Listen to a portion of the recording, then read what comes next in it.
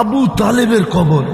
ওলামারা ওই কবরস্থানটাকে এখনো জান্নাত বলে, জান্নাতুল মুআল্লা বলে। মদিনার কবরস্থানকে কি বলে? জান্নাতুল বাকি। মক্কার কবরস্থানকে বলে জান্নাতুল মুআল্লা। কার পাশে শুয়ে আছে?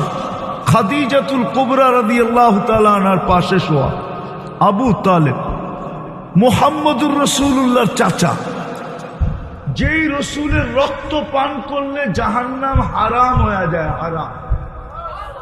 হুজুরে জিজ্ঞেস করেন, বুখারীতে আছে বাবুল হেজামার ভিতরে, আল্লাহ রসুল শিঙা লাগাইছেন, শরীরে দূষিত রক্ত বাহির হয়েছে, সাহাবীর হাতে উঠায়া দিছেন, বলছে বাহিরে নিক্ষেপ করো। উনি বাহির অন্তরালে যে চাইটা খায়া ফেলছে। ফিরা যখন আসছে তো আল্লাহ রসুল জিজ্ঞেস করছে, কি করলে? যা করতে বলছেন তাই করছি। নিক্ষেপ করতে বলছেন নিক্ষেপ করছি। তো আল্লাহ রসুল জোর দিয়া জিজ্ঞাসা করছে, কই নিক্ষেপ করছিস বল? তো বলছে, ইয়া রাসূলুল্লাহ, অন্তরালে নিয়ে গেছিলাম নিক্ষেপ করার জন্যই, কিন্তু সুঘ্রাণ ছাড়া কিছু ছিল না। সুঘ্রাণ ছাড়া মনটাকে মানাইতেছিলাম, কিন্তু মন মানতে ছিল না। জিহ্বা যে কখন অগোচরে চাইটা ফেলছে তাও জানি না। আল্লাহ রসুল বলছে, তোর শরীর জাহান্নামের উপরে হারাম।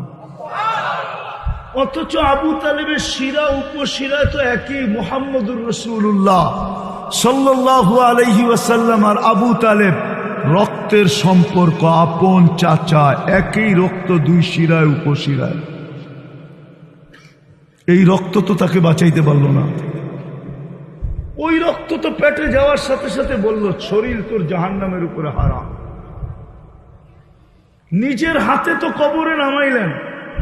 আল্লাহর রসুল আনাস ইবনে মালিক রাদিয়াল্লাহু তাআলা আনহু দস্তরখানে খাওয়ার পরে হাত মুছছিলেন। হাত উনি জীবনে এটাকে পানি দিয়ে পরিষ্কার করেন নাই, আগুন দিয়ে পরিষ্কার করতেন। আগুন দিয়া ময়লা হয়ে গেলে আগুনে নিক্ষেপ করতেন, ময়লাগুলাকে আগুনে ছাই বানায় ফেলতো, বাহির হওয়ার পরে ছাড়া দিতেন, ফকফকে হয়ে যেত।